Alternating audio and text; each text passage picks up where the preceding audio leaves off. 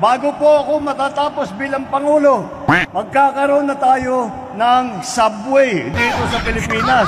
Yung subway, yung tren na dumadaan sa ilalim ng lupa.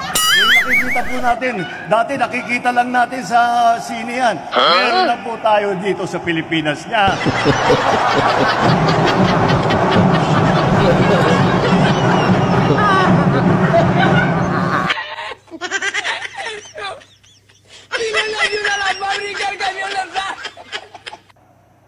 Kamakailan lang ay pinagdiriwang po natin yung araw ng paggawa o Labor Day. Sa paghahanda sa selebrasyon ng Labor Day po, tinignan po namin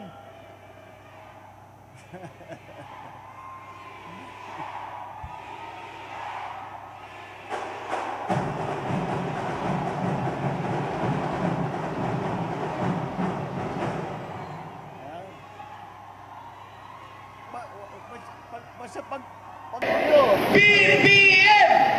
BBM! Bago ka mo! Bakit ka mo? Kaya mo! Basta pagdating ng 12, huwag nyo isusulat yung BBM, ha? Hindi ako kandidato. Ito yung mga kandidato. Huwag yung kakalimutan. Kaya po tayo nandito.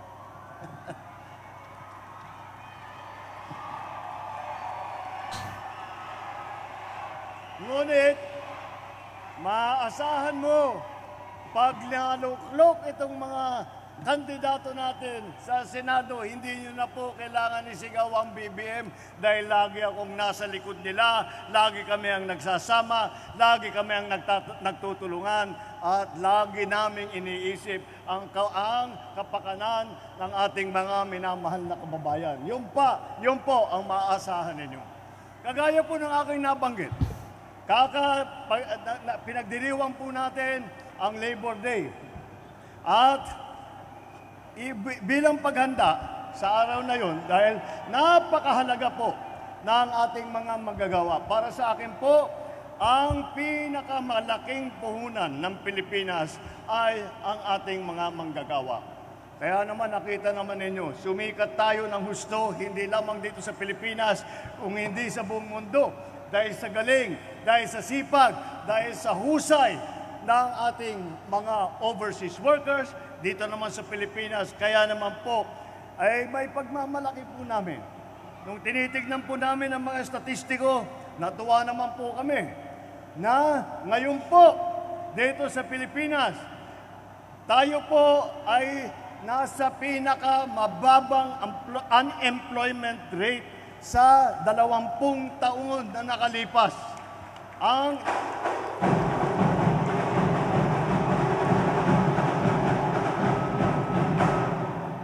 Kaya naman po, dahan-dahan makikita natin, pinaghahanda po natin ang ating ekonomiya upang lumago, upang lumakas, at lahat po ng maaring gawin upang dalhin po natin ang mga malalaking planta, ang malalaking investor dito sa Pilipinas.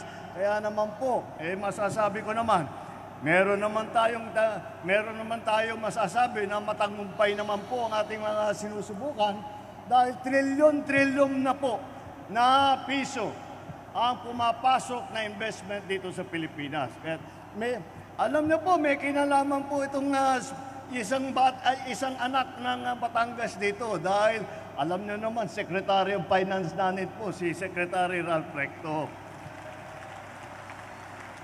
Ngunit hindi lang po para sa mga manggagawa. Marami na rin po tayong nasimula. Inaayos na po natin ang ating agrikultura. Nakita naman po natin ang kalagayan ng ating mga magsasaka at ang mataas na presyo ng mga bilihin. Kaya't kailangan po natin ayusin. Ngunit, ang nadatnan po namin ay ang isang agrikultura na napakahina po. Ngayon, kaya't ginagawan po namin ang paraan. Mula po sa nakaraang 2 taon, nakapagpatayo na tayo ng 150 na rice processing plant. Sa taong 2025, magtatapos tayo ng 20 pa, magsisimula tayo ng 50 pa. Noong isang linggo, binuksan ko, inaugurate ko, ang una, hindi nga ako, nagulat nga ako, sabi ko dito sa Pilipinas, dapat marami na ito. Ang unang coconut processing plant dito sa Pilipinas para naman ang ating mga coconut planters ay mabigyan natin ng pagkakataon na makipagkompetensya hindi lamang dito sa Pilipinas, kung hindi po sa abroad, sa international market.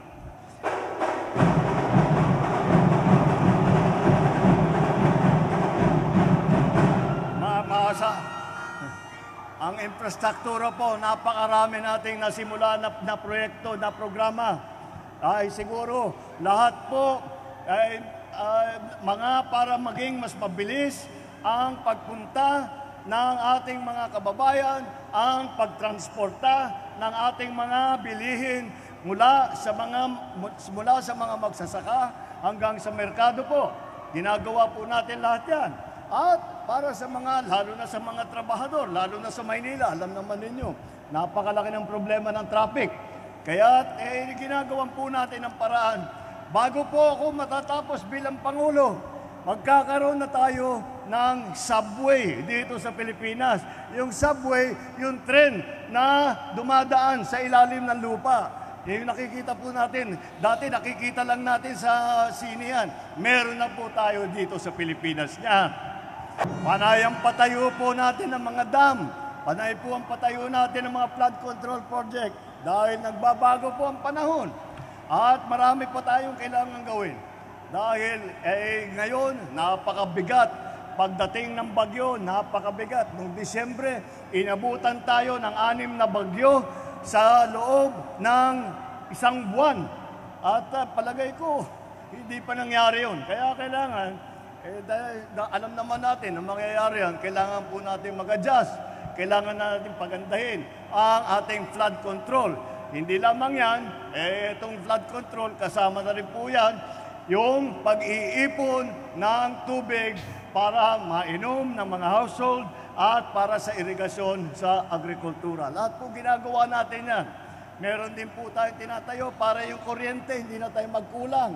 Dito lamang sa nakaraang 1 taon, nabuo na po natin yung tinatawag na one grid. Ibig sabihin, ang buong Pilipinas ngayon, kung may lahat ng kuryente ay dumadaan sa isang grid lamang. Dati, putol yan sa Mindanao, putol yan sa Negros, putol yan sa Luzon. Ngayon, binuo na po natin. Bakit mahalaga yun? Dahil kung minsan, ang isang lugar ay meron sila extra na power, na kuryente. Doon naman sa kabila ay kulang naman. Ngunit hindi natin dati mailipat doon sa kulang dahil walang koneksyon. Ngayon, may koneksyon na yun at makikita natin nagiging mas maganda ang sitwasyon natin sa kuryente. Ilan lang po ito sa pagtulong naman. Alam natin na sa nakaraang taon ay inamaan po tayo ng napakabigat na El Nino. Halos 9 na buwan ay hindi umulan. Kaya naman, ang ating kawawa naman ang ating mga magsasaka at nagkagulo talaga ang ating supply ng ating mga pagkain. Ngayon ay makikita natin, marami na po tayong pwede gawin. Handa na po tayo kahit mangyari po ulit yun, ay nakahanda na rin po tayo dahil tinignan po natin ang pagkukulang namin noong nakaraang El Nino. At ngayon, kahit dumating pa man yan, ay makakasiguro tayo na tayo ang magiging maayos. Meron po tayong water supply, meron po tayong kuryente. At itong taon na ito, lahat ng mga lugar na hanggang ngayon ay hindi makabitan ng internet, makakabitan na. At aking layunin na bago ako umalis sa aking opisina, bawat Pilipino ay may internet na kahit saan man sila, sa taas ng bundok, sa isla na malayo, meron po sila. dahil kailangan na po natin yan. Iilan lang po yan sa ating ginagawa. At tayo naman, maganda naman at marami tayong kasama na nais tumulong. Hindi po naman natin kayang gawin ito na mag-isa. Kung hindi tayo tinulungan ng taong bayan, hindi po natin magagawa yan. Kung hindi tayo tinulungan ng ating mga local government, hindi po natin magagawa yan. Hindi po tayo tinulungan ng ating mga congressman, hindi natin magagawa yan. At ang isang mahalaga, kung hindi tayo tinulungan ng ating mga kaibigang senador na nagmamahal sa Pilipinas, hindi po natin magagawa yan. Kaya po, inaalala natin, kailangan ipagpatuloy natin lahat po ito. Hindi ito dapat matapos. Kahit wala na po ako rito, kailangan ipagpatuloy pa rin natin yan. Dahil ito ay simula lamang. Simula lamang ito sa pagpaganda at pagpalawig ng ating minamahal na Pilipinas. Ngayon, tinitignan, iba na po ang tingin sa atin ng buong mundo. Iba na po ang tingin sa Pilipinas. Tayo po ay tinitignan, kinahahangaan at sinasabi, paano ninyo ginawa yan? Madali lang pong sagutin yan. Ang kulang sa inyo, wala kayong mga manggagawa na Pinoy.